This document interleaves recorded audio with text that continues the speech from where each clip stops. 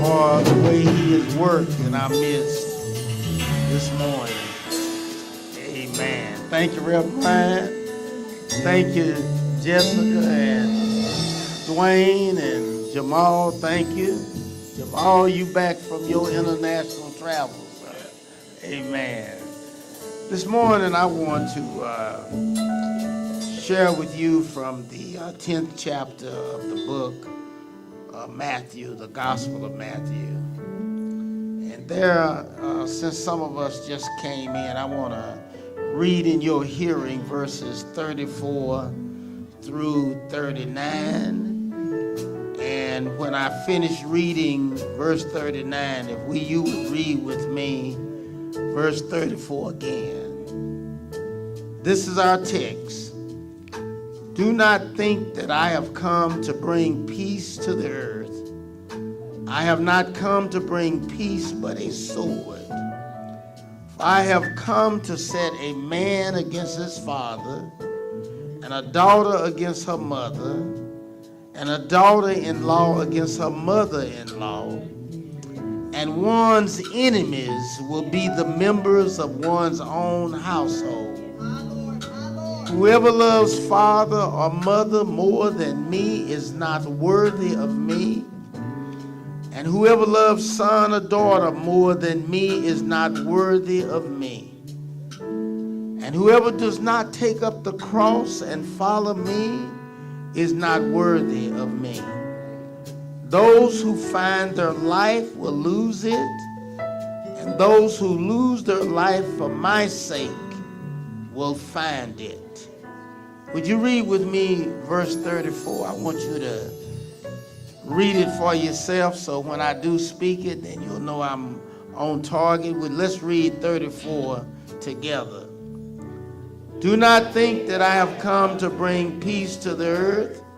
I have not come to bring peace, but a sword. Now here's what I want you to do. I want you to imagine in your mind that you're pushing the enemy away.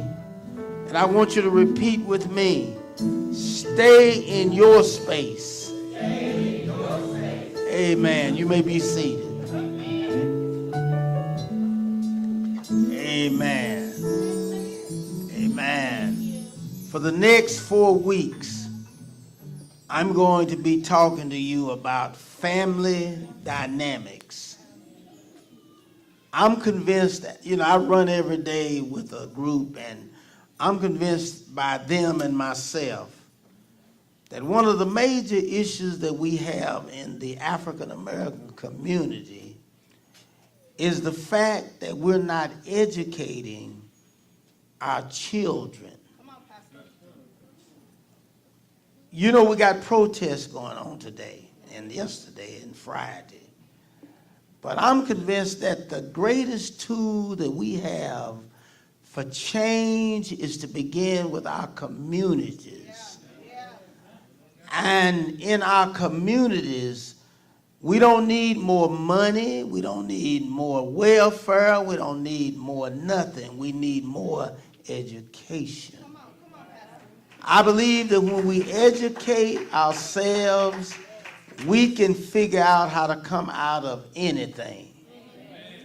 So this morning I'm going to start this 4-part series on family dynamics, because I believe that the family, the lack of education in the family, is the reason that we're having so many issues in our community.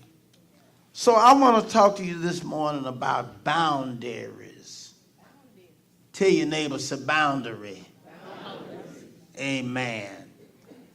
And what I want to talk about this in the sense of is, do you know that this particular text here is what scholars call a difficult saying of Jesus? The reason they say it's difficult is because it seems to contradict the mission of Jesus as understood as the bringer of peace. In Luke 2:14, the angels sing You've heard it at Christmas. Peace on earth and goodwill among men and women. Jesus as a mighty Savior in Luke 1:79's mission is defined as to guide our feet into the way of peace. And then John 20:19 says that the first thing that Jesus said when he met his disciples behind locked doors was, "Peace be with you."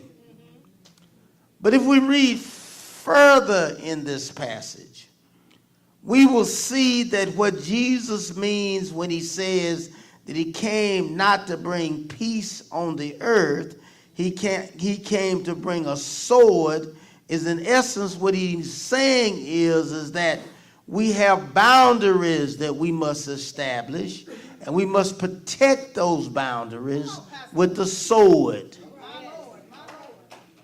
Y'all never heard that before, did you? We are to establish boundaries, and everything that comes after this particular verse is telling us how to establish boundaries in our families. What we see here is that our love of God and our responsibility to ourselves are the primary areas of life, and we must keep them protected at all costs. So, what does it mean to establish boundaries in your family and my family? Well, the first thing I think this text tells us is you can't be the head of a house and a friend at the same time.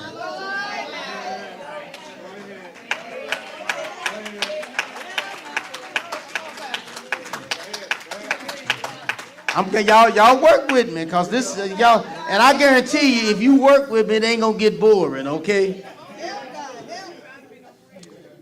Many of us have got to stop wanting our children to be our friends.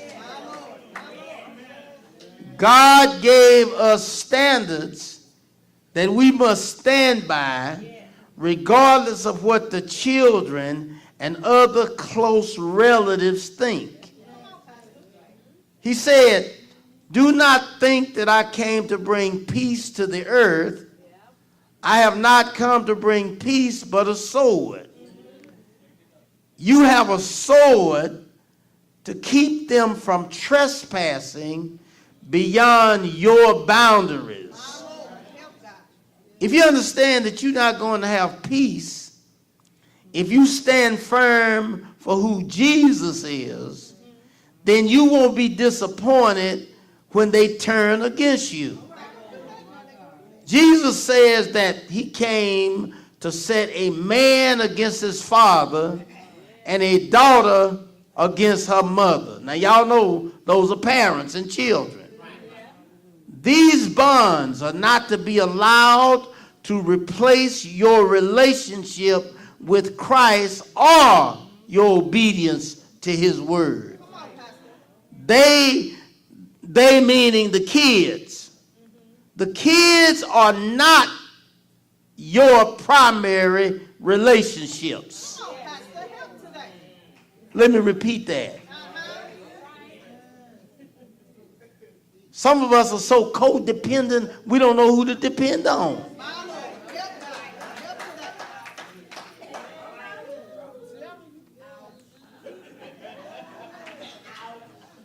These bonds are not to be allowed to replace your relationship to Christ.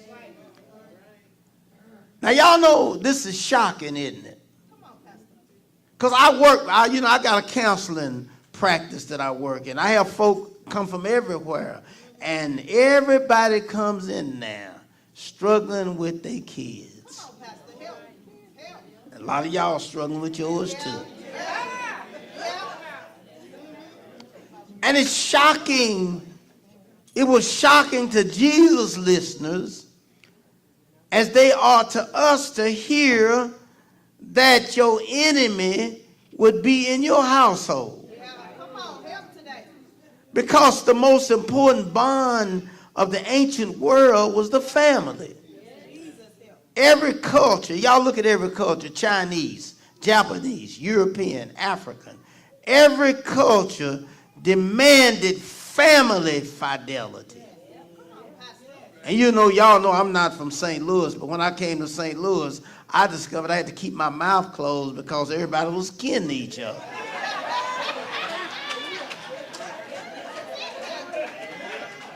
Hallelujah. But there's a boundary that we must have when we measure what God demands of us and what the kids demand. It's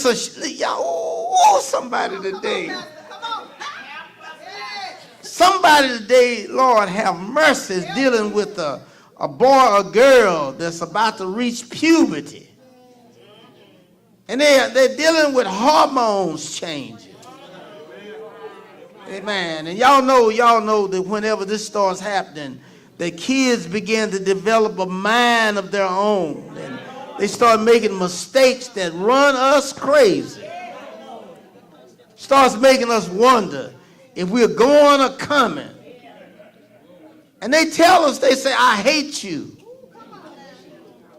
And we sometimes have a secret desire to wring their necks.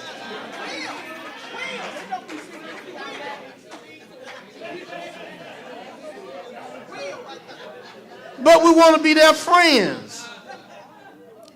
But this is not about surrender. It's about maintaining our status as authority figures. Do you know whether you want to accept it or not? They believe that you are an authority figure in front of them. And they diffuse your authority by beginning to make you feel like that you need to be their friend. Now look, the funny thing about it is that they will raise all kinds of sand while you're trying to correct them. And then when they get grown, they'll come thank you for what you did for them. So then what does that tell you?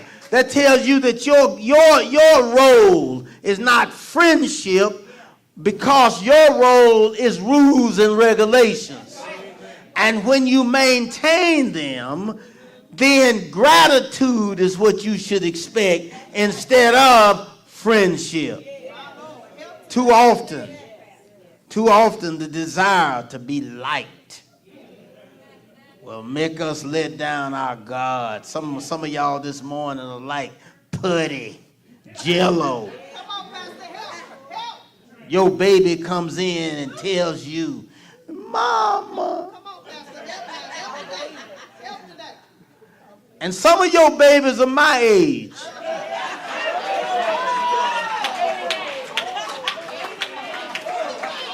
Every time I call my mama, she tells me, my baby. I look at my gray hairs and I say, where is he?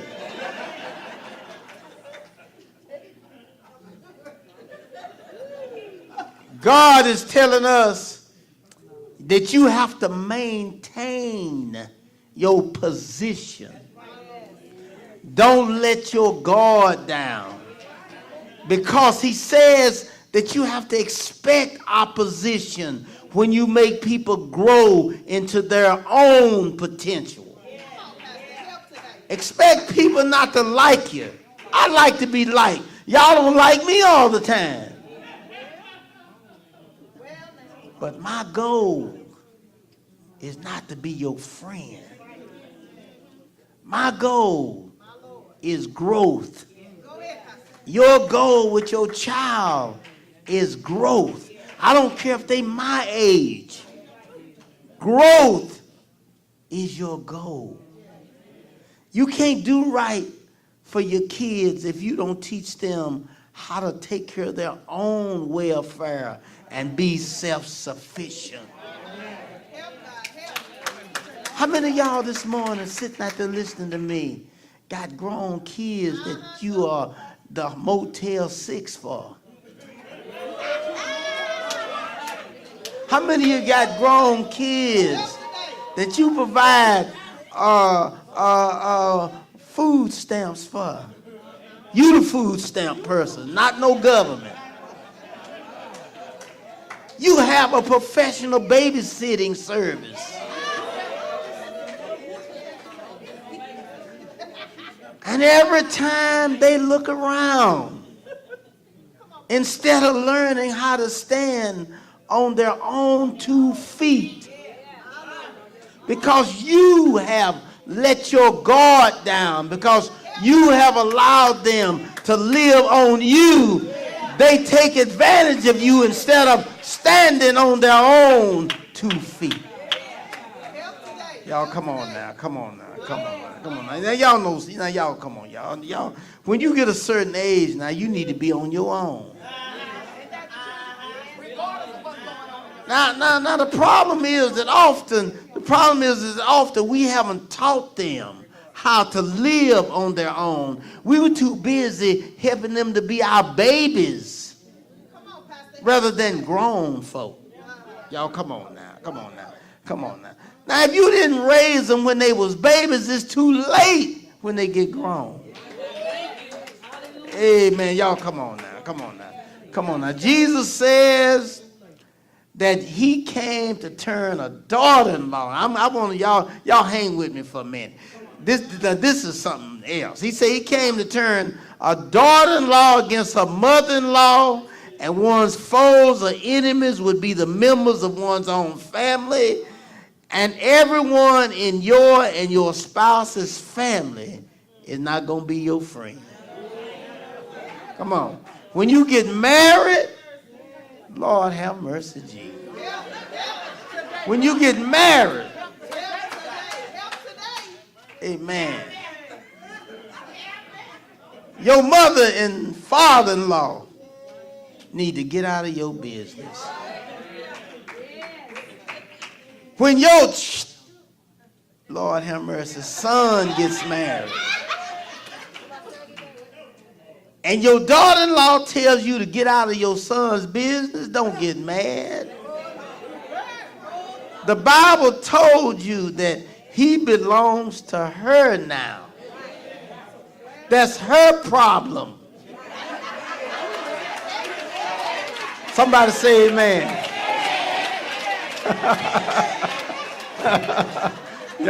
What you doing going over there cooking for him? Going by Shop and Save and getting chickens on sale and going over there. She looking at you like, this woman got to be crazy. Get in your lane. Man, if you call them out for their lifestyle or refuse to enable them, they're going to get mad at you. They're not going to refuse your help now. But if you try to say, why don't you get your job, or why don't you try to do something to elevate yourself, they're going to look at you and say, that ain't none of your business. But if they come back and you're wrong about something, they'll say, call you out on it. But if you're right, they're going to get mad at you.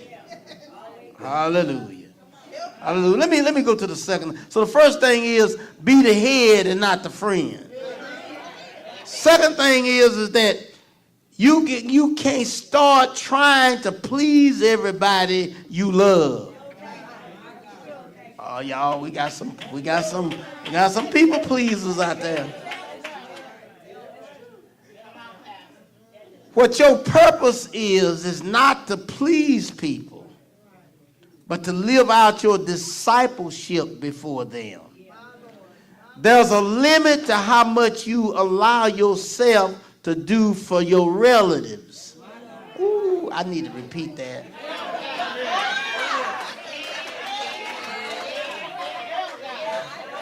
Not just for you, for me too. A lot of us are broke and can't have nothing because we are giving away everything we have.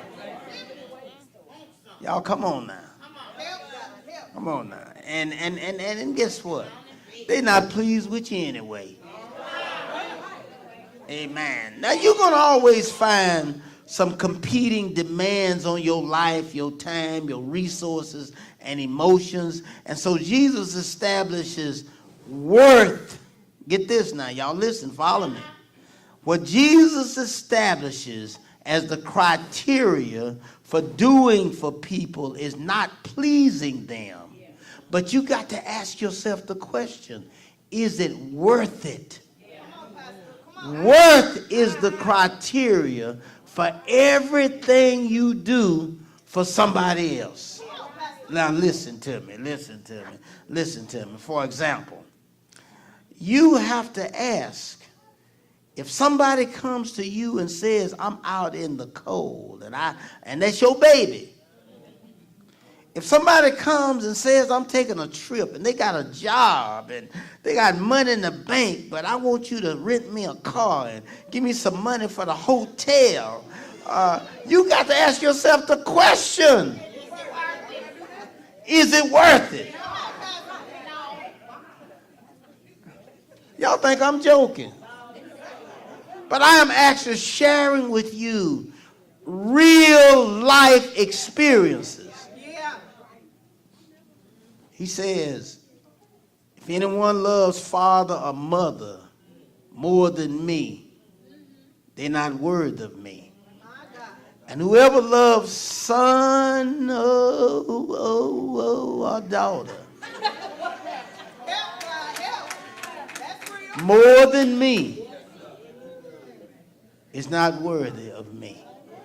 Now notice that he's not encouraging us not to love them. He said love more. All right? He didn't say don't love them. He said love more. And so what he's doing, he's encouraging us to keep them secondary to him. Now let me just kind of quickly, I know I got to hurry, but y'all hang with me because y'all need to know this. I need to teach this morning. There's some principles that guide this whole thing about how you make a decision about what's worthy or not, what's worth. First of all, never do anything that would take away another person's dignity. Whenever we are codependent with our children or our relatives or whatever, we're making them dependent on us instead of on God. And we become a caretaker or an enabler. I don't ever want to be an enabler. Nobody's codependency. Nah, don't look at me funny. Y'all know this is right. You teach them, see, what you got to do is you got to teach them how to love Christ and work hard. You got to teach them how to put God over their families. You know, I'm reading a lot of different literature now on the church. And y'all, let me tell you something. This ain't not just Barak, but churches are losing people because young people are not being taught to put God in their lives. And now everything other than God has become their priority. When you go to some churches that do have some members, a lot of members, like you have here, you have mainly kids who are relatives of people who are members of the church. The kids who are in the streets don't go to church. Y'all come on now. And once ours get old enough, they quit. Amen. So part of our responsibility is to teach our children dignity. I like this word in this text that they use for love. The word he uses for love is not eros. Eros means erotic love. That means to some of us women who have made our young boys a surrogate male lover, it says you're not supposed to love him erotically. The word is philos. You're supposed to have the friendship of God with them and not an erotic relationship. Just because the man in your life does not love you the way you want to be loved, you cannot make your son his substitute. Can I talk to you?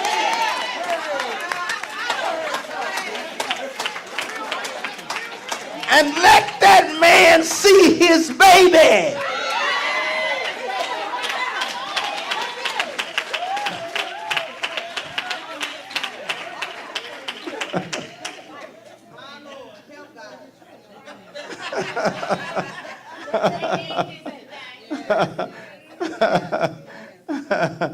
Yeah. Yeah.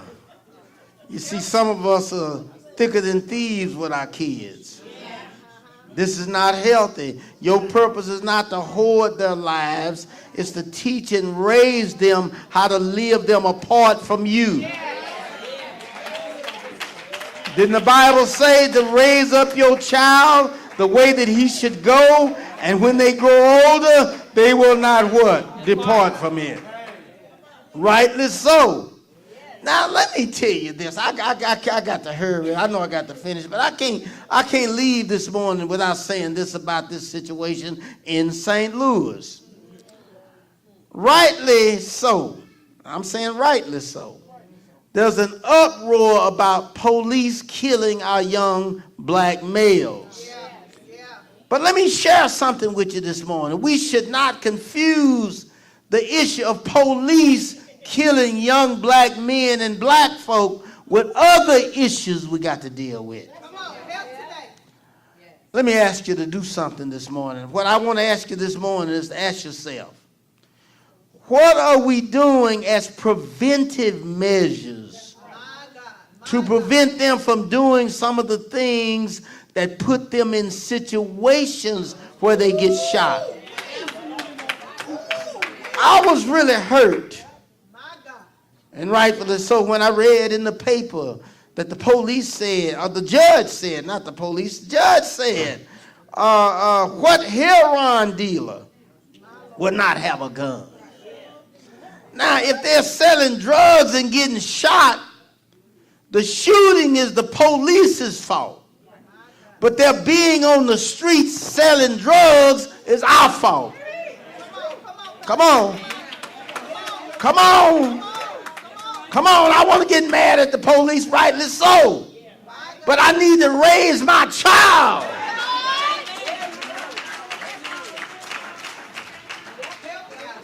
Some of us are benefiting off of them kids selling drugs. Hey, come on now.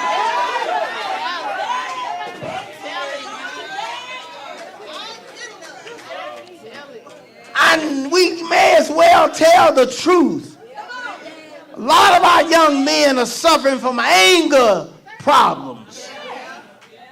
And if they get shot because of anger, it's the police's fault that he shot them for being angry. But it's our fault that they got anger management problems. Y'all, come on now.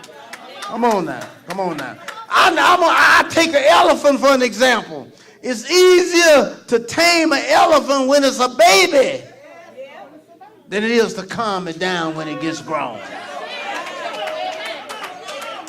I believe in nonviolent protest, y'all, but also believe in corporal punishment. I believe in taking responsibility for what I can do to prevent what I'm protesting. Come on now. Come on, church. Come on now. See, let me tell you something. I'm feeling this thing, y'all, and I know this is not a shouting sermon, but I'm feeling it.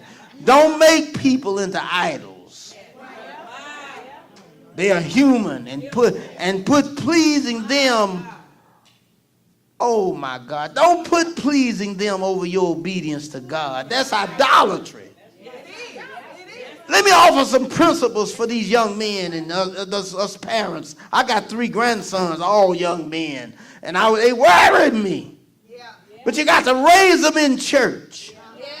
And when they get grown, you you keep on going, keep on teaching them that their children's welfare is their responsibility, and not that of a single parent, the mother.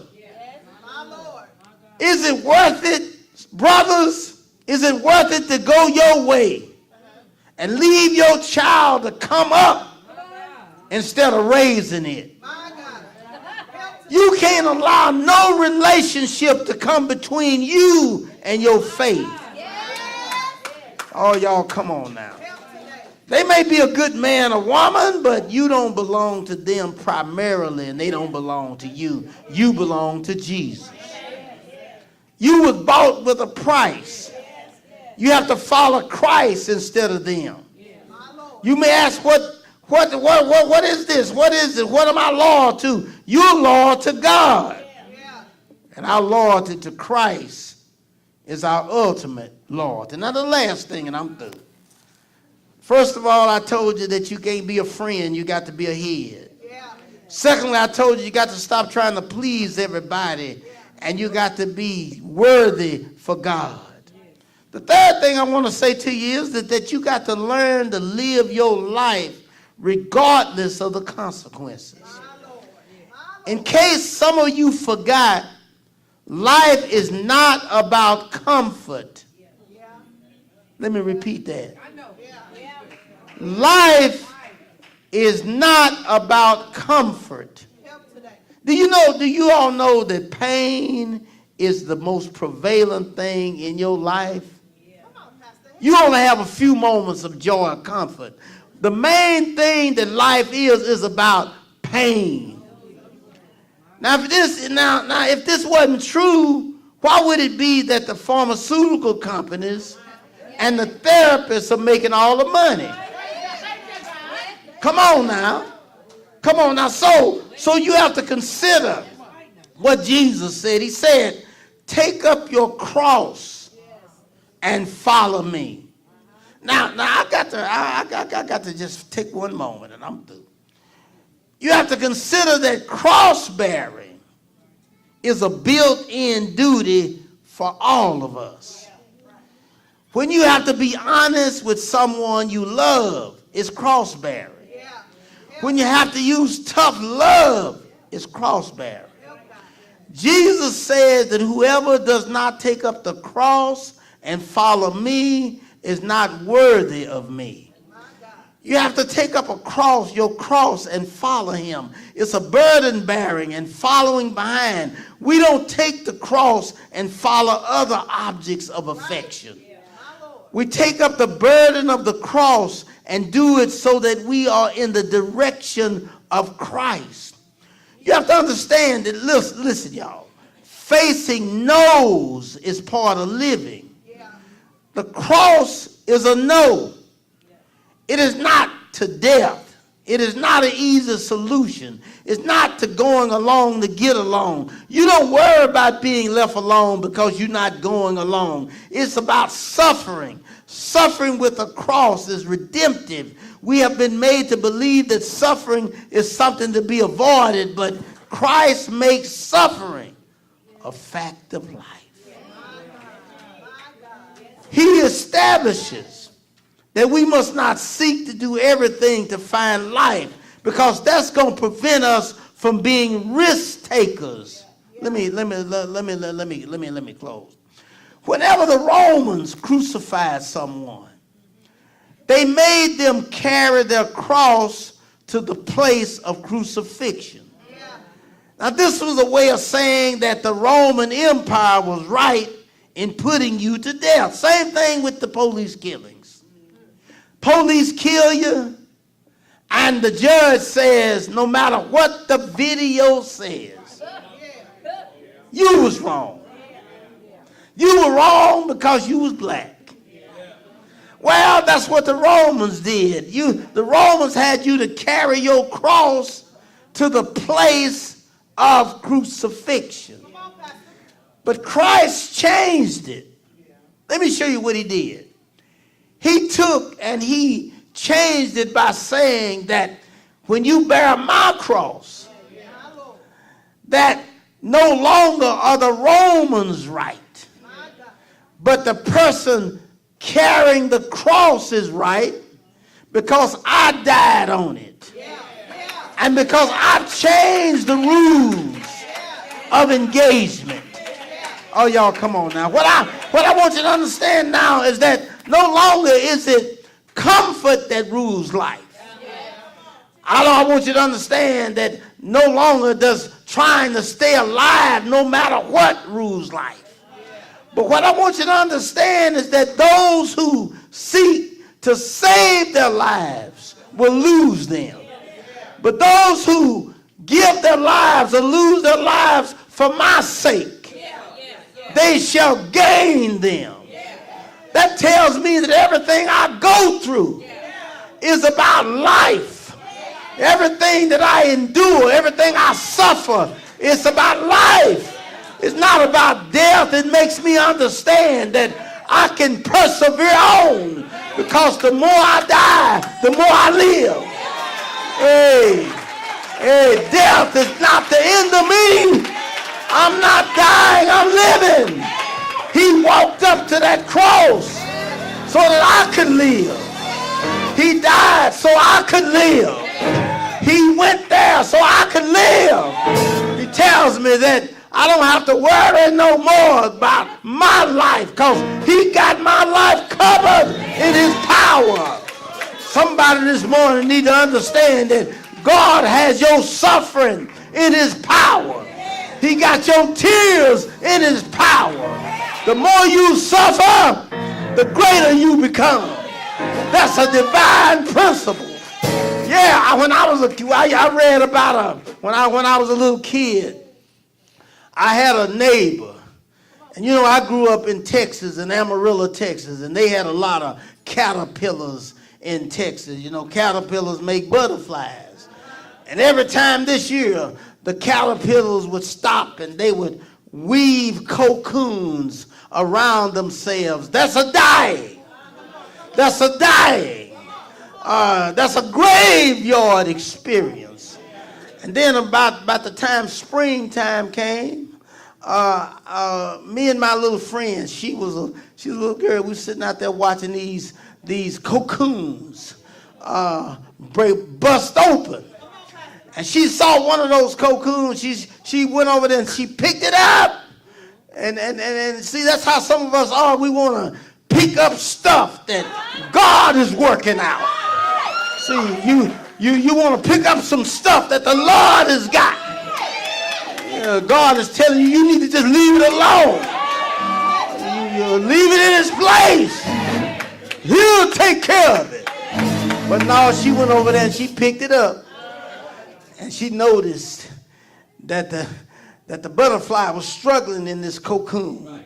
And then she noticed that butterfly came up against this one little strand of cocoon filament there. And she knows he just couldn't get out. Couldn't make it. So she said, well, I'll be back, Lynn. I'll be back. I'm going to get my scissors. So she went and got her scissors. And when she got back, she took the scissors and she said, I'm going to cut that string. And she went over and grabbed that cocoon and cut that string. And the little butterfly slid out. But there was something wrong with it. When it slid out, it didn't have no well-developed wings to fly. When it slid out, it didn't have the colors of a butterfly. Then she looked at me and she said, well, I guess that string is what made the wings strong. I guess that string is what caused him to get the colors in him. Yeah, you see, don't cut the string. God put the string there for you to struggle against. I'm alive because I struggled. I'm alive because God put a string in my path. I wanted to move it, but he told me I got to deal with it. I wanted to get it out the way, but he said you got to deal with it. If the more you fight it, the more you struggle against it, the stronger you get. You came out because you was fighting against God's strength. The devil didn't put it there. God put it there. The devil had nothing to do with it. Fight on. Fight on. Hey, thank you, Jesus. I'm thinking that he didn't take my strings out of my past. I've been through a lot in my life. Been divorced. Been messed up. Strings in my past. Sometimes when I was young, I didn't even know where my meal was coming from. But the Lord said, I'm going to teach you how to fly. And whenever I get in trouble now, I know that the string is there to teach me how to fly. I'm going to fly higher, higher. The devil can't touch me because I'm flying high. I've been through that. Don't worry no more. Come on, y'all. Somebody ought to say thank you for your strings. Thank you that he didn't cut it. Thank you. I'm saved. I'm sanctified. I'm all right in God's sight. It's all right. It's all right. Somebody need to say, get up out your seat. Tell the devil, it's all right. It's all right. Yes, it is. Yes, it is. Yes, it is. Yes, it is. It's all right. Thank you. Thank you. Thank you. Thank you. Can't nobody do me like Jesus. Can't nobody do me like the Lord. Hey, thank you, Jesus. My God. God, I don't need nobody. Don't need nobody. Thank you. Thank you, Lord. Thank you. Doors of the church open. Y'all, come on, y'all. Doors of the church open. There's somebody this